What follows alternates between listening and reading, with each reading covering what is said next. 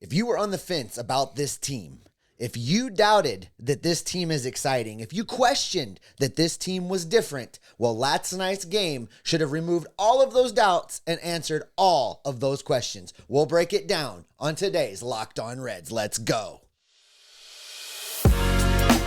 You are Locked On Reds, your daily Cincinnati Reds podcast, part of the Locked On Podcast Network, your team every day. You are Locked On Reds with myself, Jeff Carr, and my co-host, Stephen Offenbaker. We are lifelong Cincinnati Reds fans that have turned an addiction to this team into information for you. I want to thank you for taking time out of your day to listen to us talk some Reds with you. We encourage you, if you're listening, hit us up on Twitter, or if you're here on YouTube, drop into our comments section and give us a thought or two about this team, as we are absolutely stoked at what we just saw. So much to get to on today's Locked On Reds podcast that's part of the Locked On Podcast Network. We are your team every day, and thanks for making us your first listen every day. Those of you who are everydayers, let us know down in the comments section. Got the chance to meet a couple of folks there at the ballpark on the Tuesday night win. That was a lot of fun. So much to get to when it comes to this Tuesday night win. Of course, first, before we jump into any of that, today's episode is brought to you by Bird Dogs. Head on over to birddogs.com/LockedOnMLB and get yourself a free tumbler as you get yourself a good-looking fit. That's birddogs.com/LockedOnMLB. All right, Steve, where we want to start is with the signaling of a new era because, oh my gosh, the Elly De La Cruz, the Matt McLain of the all, Will Benson came up with a big hit. This just goes to show the new era has begun. And everyone felt it. It was palpable in Yes. the air downtown. Shout out to Red Leg fans everywhere. Yeah. The energy in that ballpark was unlike anything that I recall in a regular season game pretty much ever. Now, I wasn't at Clinchmas, but as far as a regular Tuesday night game in the middle of June, I have never experienced anything like we experienced with the energy and the electricity from the fan base in the stadium last night. And the Reds did not disappoint. I think they fed on it. I think it helped build what they were doing because everybody had moments in this game, 1 through 9 in this Reds lineup, and guys coming off the bench. Every time you thought maybe it was time to count them out, someone had a moment and kept chipping away, and bringing them back into this game for the ultimate culmination there in the bottom of the ninth with a walk-off in Elly's debut. And just in case you were living under a rock and you didn't see the game, Reds won 9-8. They were down 8-5 at one point. 8. They were down by 5. I got my mind all crossed up there. 8-3. They were down by 5. And what was the stat that we heard that when they were down by 5 late in a ball game? 12 and 500 and something is their record. Like 12 down and by 5. 503. It's ridiculous. Yeah, ridiculous. This insane number, and this team clawed its way back. Absolutely beautiful win. And you're right. The atmosphere is kind of where I want to start because it really began with Elly De La Cruz. And every time Elly De La Cruz came up to bat, you heard the chants of Elly, Elly. That was electric. But if you were on the concourse, and there were a couple of times, being a 3-2-1 Tuesday, had to go get a refill there, that I was on the concourse whenever Elly De La Cruz came up to bat, everyone stopped. And I'm talking about the level of respect and the level of attention that is given to the national anthem.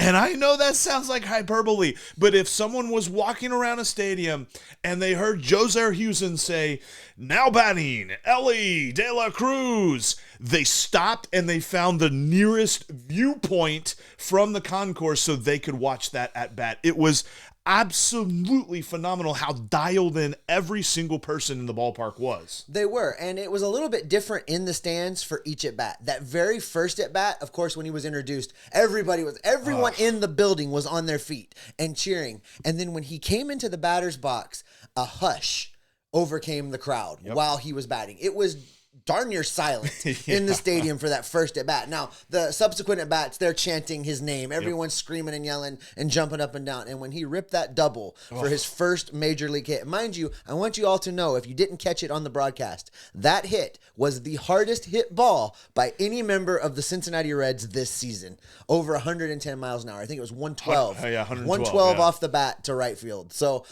Elly was doing Elly things right from the start. Well, and that's the other part about this is that, okay, the 112 off the bat for the double, that is phenomenal. And those are numbers, I mean, those numbers are only going to go up. He's going to hit a lot harder hits in his career for sure. But the fact that everyone, and I mean from the 100 section to the 500 section, was on their feet when he came up for his first at bat, and to take a walk. And I'm not complaining. I'm talking about this. This is a tone of impress. I'm impressed that he was able to take a walk in that first at bat, because Tony Gonsolin saw everybody standing up and he looked around and he said, okay, you want to see your hero do something. I'm going to make sure he gets nothing to swing at, and he's going to look like a fool swinging like a corkscrew trying to hit one of these curveballs that falls off the table and rolls to the catcher. Elly De La Cruz didn't bite on that. He showed that not only is his talent big enough for this moment, but he himself is big enough for this moment, and he's not worried about it at all. No, one of the things I said when we did our special reaction show a little bit in yesterday afternoon before the game started, one of the things that I said was, it's not necessarily about how many hits he has in the game. It's about how he looks in the batter's box. Yes. It's about how he looks on the big league stage. Does he look like he belongs? Does he look overmatched? Does he look worried? Does he look uncomfortable? None of those things were true. Right. He had professional at-bats. He didn't fall, as you say, for the breaking balls in the dirt that were designed to set him up and make him look bad. He didn't fall for them. He stayed in there. He took good pitches. He had great at-bats, ultimately resulting in a couple of walks, that great double to right field, and a day that I can't think of any other word to describe but completely successful for his major league debut. Completely successful, and he is a big part as to why we believe the new era has begun. But let's look at the other part of this coin, because Matt McLain is the guy who hits the walk-off, and it was an absolute smash. Honestly, from the bat, I thought it had a chance to go out. And with the bases loaded, bottom of the ninth, game just got tied off of a crazy hit-by-pitch for Jake Fraley that, albeit whenever he first got hit, I'm like, man, is he going to be able to finish this game? He went to first base, shook off the trainers, and said, no, I'm fine. Might not see him in the lineup here today, but Matt McLain coming up huge in a big situation. He is absolutely right there at the top of the list of players that I want at the plate in a clutch situation. You know, when he came up to bat, it's easy in hindsight to say I didn't have any doubt, but I felt like he was going to do something there. It just felt like the culmination of a moment where you felt like he's going to get it done. You know, I turned to you and said, all he has to do is put it in the air. That's all he has to do. And when it came off the bat, there was no doubt the game was over, that the Reds had won. And you're right. I wasn't sure, like maybe it was going to have enough carry to get out of there. Ultimately, it drops in. It scored a single because that's the only amount of bases he needed for the game to be won. That really should have been a double. He should have got 2 bases there. I think that should have been a double. And to your point about Fraley staying in the game, it's really pretty key that he did that, because had he come out of the game, they would have had to put a pitcher in to run, and then Tyler Stevenson would have had to come into the game if there had been extra innings, and the Reds would have had to given up the designated hitter. So it was big that Fraley was able to gut that out and stay in the game. And I think that's the name of the game last night. Everybody gutted it out and did what had to be done to culminate in this 3-run 9th inning to get a walk-off win. And that's why it's so important, because we've seen call-ups in the past. We've seen guys come up, and whether there's fanfare behind them or not, I mean, obviously no one had as much anticipation as Elly De La Cruz did, but these guys came up and they struggled, and they just kind of grinded. I mean, shout out to Will Benson. He is a guy that struggled so far this season, but he came up with a big clutch hit there late in the game. But overall, like, just the way that you're looking at this rookie core of Elly De La Cruz, Matt McLain, you got Spencer Steer coming up big in this game, playing left field. All this different stuff that's starting to come together. Not only now do we see the future and what things could be, we're seeing it right now, and we saw it on Tuesday night. Well, there's a lot more to talk about in unpacking what happened last night at Great American Ballpark. We're going to get to all of that. We're nowhere near finished breaking this down for you folks. We're going to continue coming up right after this. Today's episode is brought to you in part by BetterHelp. You know, as we go through life, Jeff, we're always learning more things about ourselves. We're always learning more things about the people we love, the people around us. We're always trying to be a little bit more comfortable in our own skin. And just when we feel like we've mastered life, when we've got everything under control, well, something new will come along and it'll just be a new challenge for us to overcome. But what if you can't face that challenge alone? What if you can't overcome it by yourself? We're not meant to do this all by ourselves. And whether it's through friends or through family, we all need someone to talk to. And what if you feel like there's no one that you can turn to, though? Well, that's where BetterHelp comes in, because there's always help out there. BetterHelp connects you with a licensed therapist who can take you on that journey of self-discovery from wherever you are. It's entirely online, and it's designed to be convenient, flexible, and suited to your schedule. You just fill out a brief questionnaire and you get matched with a licensed therapist, and you can switch therapists at any time if you just feel like you're not connecting and you'd like to try somebody else at no additional charge. You can discover your potential with BetterHelp. Just visit BetterHelp.com/LockedOnMLB today to get 10% off of your first month. That's BetterHelp, HELP.com/LockedOnMLB to get the help you need today. The Cincinnati Reds look to secure a series win against the mighty Los Angeles Dodgers tonight at Great American Ballpark. That's going to get underway at 7:10 p.m. Brandon Williamson takes on Noah Syndergaard as the Reds look to secure the series win. I can't wait to get underway at 7:10 p.m. and you can catch every pitch of the Reds' hometown broadcast with SiriusXM on the SXM app. Just download the app and search the word Reds.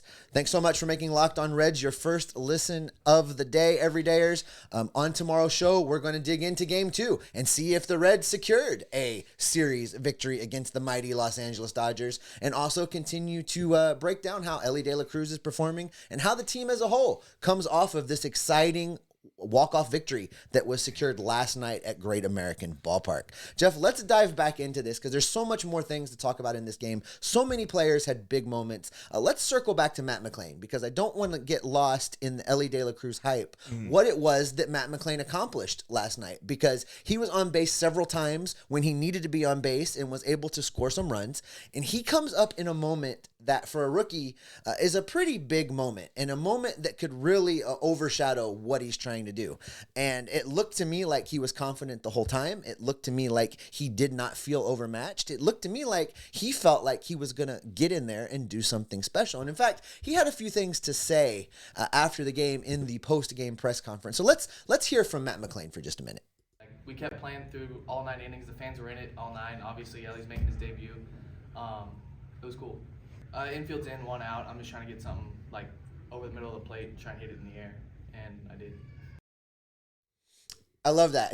I did it. I hit it and I did it, and that's what I do. That's my job. You know, and I love it. It's just he's been like that since he got called up, and I'm here for it. He's not overly arrogant. He's not overly confident. I mean, you got to have a little swagger when you're a big league baseball player, but it's just the right amount. It's not off-putting the way that he responds to questions and the way he talks about things. He really just talks about it like, well, what'd you think I was going to do? Well, and you said it too. Like, I mean, even from the time that you're a little kid and you're playing with a wiffle ball bat and you're in your backyard just tossing the ball up to yourself and swinging at it, like in your mind you're just like, man, bottom of the ninth, bases loaded, tie ball game, and here I come. That's what he got the chance to do, and he's doing it against the Dodgers. We're not talking about the Cubs, or we're not talking about the Brewers even. We're talking about the team that is supposed to win the National League. Well, let's put it even a little bit more context. The mighty new-look Cincinnati Reds chased the Dodgers closer from the game last night. Yeah. Like, this was not, the bottom-of-the-barrel bullpen for the Los Angeles Dodgers. The Reds chased their closer, and that's big. This, when we're talking about a new energy, a new start, a new beginning, a new vibe with this team, it starts right there with coming in and beating those kind of players in those kind of situations. These are not the Reds of years past. Yeah. We've seen a lot of Reds teams that would have just laid down and died in that moment, and not this bunch. And it really seems like every single person on the roster right now believes that they can go out there and win the game no matter what the score is on the scoreboard at the moment. Yeah, and we really saw I can't overstate how important this game was, and it all started in the first inning. I mean, Luke Weaver goes out and gets his brains beat in for the first inning, gives up 3 runs, and you're just like, oh my gosh. And this is playing out right into the Dodgers' hands, who I'm sure coming into this series, most Dodger fans were looking at this like, all right, easy series, 2 out of 3, minimum, maybe even sweep the Reds. Let's go, easy one. And then all of a sudden, bottom of the first comes up, and the Reds punch him back right in the mouth and even the game right out of the first inning. Like, I thought that was so key, and it's something that even David Bell said in his postgame. He was just like, the grit that this team showed throughout the game was amazing, but really the first inning was super key to that, because if you come out of that first inning still down 3-0, probably not talking about the same game that we saw there. But instead, not only did we feel it, not only did fans feel it, not only did the Reds feel it, the Dodgers felt it too. That's Tony right. Gonsolin did not pitch 6 innings in this ballgame, and Tony Gonsolin actually came into the ballgame with some pretty impressive stats. But they took him out, they got into their bullpen early, and you're talking about some top-flight names out of this Dodgers bullpen. They didn't pitch the B squad. I mean, we saw Brusdar Graterol and his 100-mile-an-hour fastball. We saw Evan Phillips, and we saw Ferguson there at the end. I mean, they were going for this game, and they said, look, we understand. We're trying to meet the level of what we're feeling in the stadium, and we're trying to squash it. And they couldn't, because this team, the Reds, just absolutely, I mean, McLain and Will Benson, and let's talk about, too, the bottom of the lineup was due up in the 9th. You thinking, okay, the bottom of the lineup, here we go. This is why Evan Phillips pitched the 8th for the Dodgers, because he faced the big boppers. Mm-hmm. He had to shut him down. He actually did his job there in the 8th, and really to a large part, because the Reds had a shot, just couldn't quite come up with it. And then in the 9th inning, the bottom of the lineup is coming through in a big way, taking pitches. Shout out to Jake Fraley taking one for the team on that. Mm-hmm. I'm sure it wasn't fun getting hit by pitch to bring in the tying run, but at the end of the day, he brought in the tying run. So whatever this team needs to do, it has been very evident all season long that they're going to do it. No, absolutely. And guys that we have been critical of. Kurt Casale in the bottom of the 9th inning draws a walk. Big walk. In a situation where I was just horrified that he was in the game, right? I mean, I'm looking at you. I'm looking at you like, well, this is going to be it. And he was a tremendous at bat. Yep. It was really a great at bat for him to draw that walk. And then, of course, you talk about Jake Fraley getting on base. We talk about Stuart Fairchild getting on base. You mentioned Will Benson. Maybe it's time to reevaluate where we stand on Will Benson, because he's done nothing over the past week but get on base a lot. Yep. Now, it hasn't been super flashy. It hasn't been home runs. It hasn't been quite the level we had hoped for when he was traded to Cincinnati. But he's very quietly, very calmly starting to break out of this slump a little bit. And that pinch hit when he comes into the game was big and in a huge moment for the Reds. And I apologize because I remember sharing this stat on Twitter, but I'm blanking as to who shared this. But in his first month or something, Will Benson had a zone contact percentage, and getting really deep on the stats here, but bear with me. On pitches in the strike zone that he swung at, he had a zone contact percentage of 75%, which is horribly below league average. In his last 10 to 15 games, I believe is what it is, it's up to 93%. Dude's hitting the ball now. He is not missing the pitches that he was getting beat on early on this season. And while the numbers aren't there, and you're going to say, Jeff, he's still batting $140 or whatever it is. Sure, yeah, he's got some work to do to get those numbers into a respectable range. But here recently, he's shown the flashes of talent that I thought we were going to see a lot more of early on. And I think the more that we get the chance to watch him play, and the fact that this team is just so devoid of left-handed bats, he could become a very key part to this Reds team.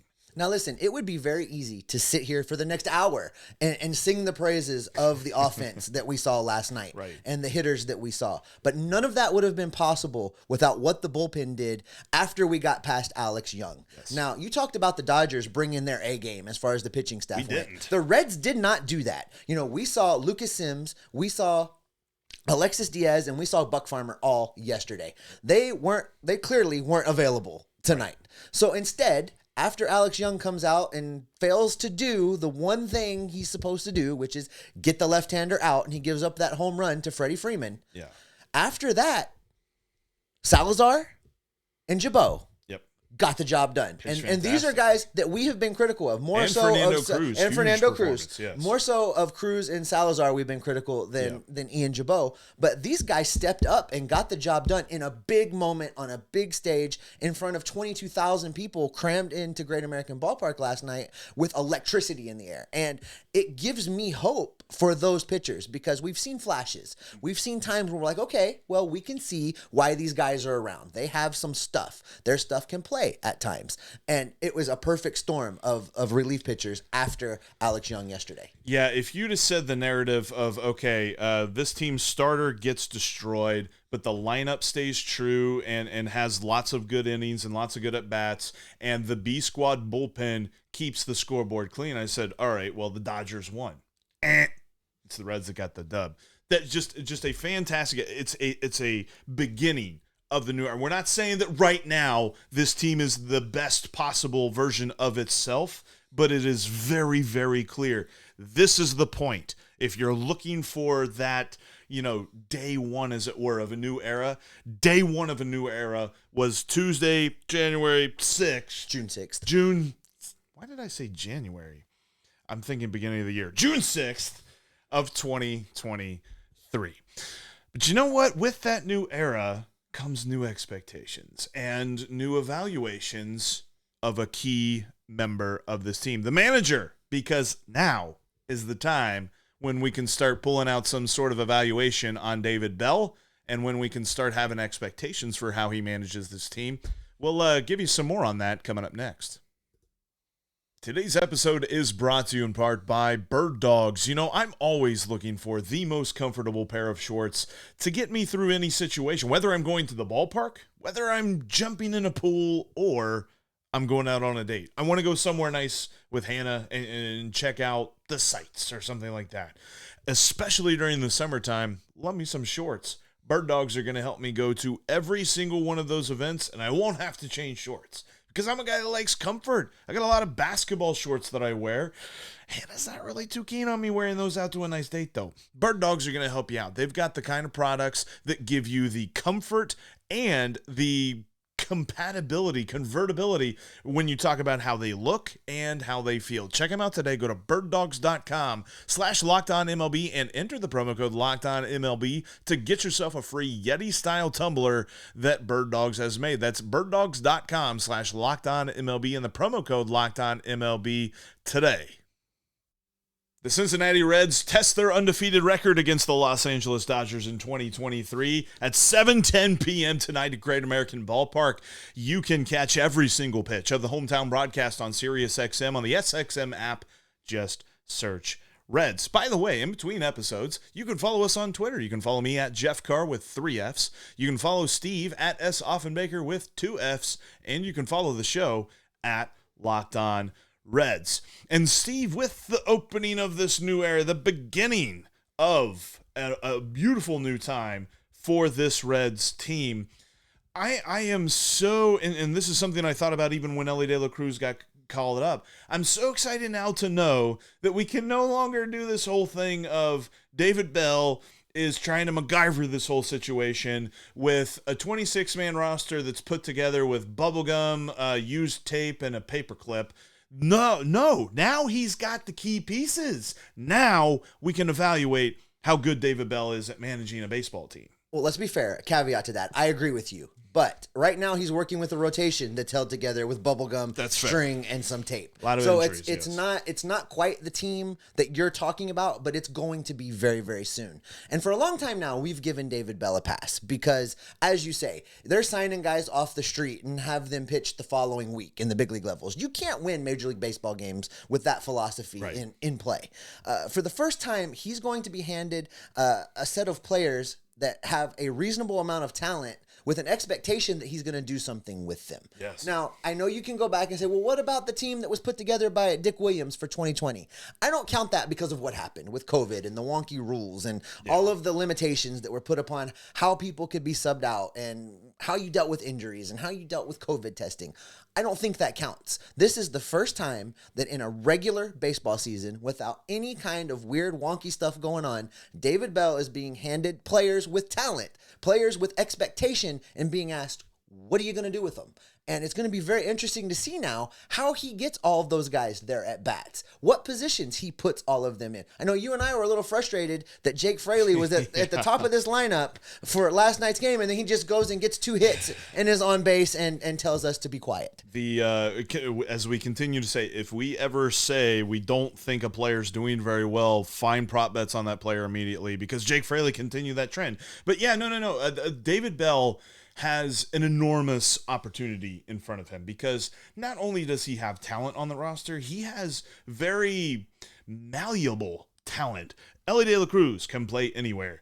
Matt McLain can pretty much play anywhere. Mm-hmm. Jonathan India, I'm pretty sure can play some third base, and I'm pretty sure he can play some corner outfield. Mm-hmm. Spencer Steer did play corner outfield on Tuesday, can play first base, can play second, short, all that good stuff. You have so many interchangeable parts. Now, how do you put them in the best position to succeed? That is where his job comes in, because up until this point, it feels like you can point to just about every situation and every decision that he has made and say, well, was this more of an organizational decision or was it a David Bell decision? Now I think that there is more on him and less of the, well, this is the plan moving forward. We have to play, a man down, or we got to play this dude out of position, or whatever have you. Like, now we can really see how David Bell sets up the lineups. And then the pitching staff as well. You got to give him a little bit of credit with sticking to his plan, not deviating from the B squad bullpen, where it would be very easy to have done this. Mm-hmm. And I think, and we talked about this while we were at the ballpark, that there was a chance, had the Reds actually taken the lead in the 8th, that we would have seen Alexis Diaz and not Eduardo Salazar in the 9th inning, but the Reds didn't take the lead, and so we still saw Salazar. But that all being said, he was able to lean on the right pieces and the right bullpen arms tonight to get things done. I think it's very obvious and very easy for us to sit here and criticize him on the games that he gets it wrong. Sometimes we got to say, look, he got it right, and he got it right on Tuesday. Well, and when he gets it right, it has long affecting implications. Yeah. We talked about this while we were getting ready to record. Because he was able to stick to that plan and use the B squad, tonight's game versus the Dodgers, he has Buck Farmer, Lucas Sims, and Alexis Diaz fresh and ready to go. The Reds are in the best shape possible now to win this series. I mean, he really did a great job. It's more than just putting the right lineup on the field now for David Bell. He's not only got to put the right players in the lineup, he's got to put them in the right batting order for them to be most effective, and then he's got to put them at the right position to get the best defensive outcome. This is not as easy as it sounds with this bunch, because you do have a lot of guys that can play in a lot of places, and you have to weigh, trading off some of the defense for some of the offense. We talked about this with the catcher plan that didn't work out, but we thought was a sound plan when they came up with it. You have to weigh what you're going to do, and I think that it's going to be a true test. David Bell is about to really have to earn his dollars when as far as putting what team he's going to put on the field each and every day. I'm excited that we're here. I'm excited that we've reached the point that we can stop talking about. And I still think that overall, from this point forward, the main goal of the season is to still figure out, okay, where do these guys fit best for next year? But there's still that chance. There's still the ability to compete this season, and they've got the right talent, I believe. And if that talent can continue to go the way we think it can, I don't see any reason why they can't be in that conversation. So that's going to be a very interesting. I hope that we are, entering the off season with some sort of weird question in mind of, does David Bell deserve an extension? Because right now I don't think he does, but he absolutely has the opportunity to earn one. We've talked about this team stumbling their way into a postseason appearance. We've talked about it many times. If David Bell somehow manages to make that happen, he's going to be in the conversation for an extension. You're absolutely right. The Brewers lost last night. I'm sorry, the Brewers won last night. Yeah. So the Reds still sit at 5 games. That's within striking distance. And I think we've only just begun to see how this team is going to play rejuvenated and electrified as we continue to introduce this youth movement, because we're not done. CES is still coming. There's still some other young talent that can find their way onto this roster. You want to talk about the turning of a page, the beginning of a new chapter. The team that was on the field for June 6th is so different from the team that was on the field for opening day. Yep. And when you look at it, it really did feel like we reached opening day 2.0 down at Great American Ballpark last night. The excitement that I had, the feelings that I had toward that game, and honestly, I was saying that especially with the way they had played, they had really fought back. I thought even if they had not quite came all the way back, I still would have been super happy with the night. And of course, we just found the perfect happiness. It's future perfect. And I think that Jonathan India said it best after the game. It does feel like pretty, special for years to come here. So that's just a little sneak preview of what we got here tonight. And that's where we're going to wrap it up, Steve. Thanks so much, everybody, for joining us. Before we get out of here, make sure you check out every pitch of the hometown broadcast for your Cincinnati Reds on SiriusXM. Just download the SXM app and search Reds. That's right. That's going to do it for us on this exciting episode of the Locked On Reds podcast. I'm still pretty jazzed coming from the ballpark. Everydayers, thanks for being here. Continue to subscribe to us on all of the podcasting platforms. We're going to continue to bring all of the information back to you. And what can they count on from us the rest of the way? And count us to be locked in on every rumor, every transaction, and everything going on with the new era, the new look, Cincinnati Reds, because we are Locked On Reds every single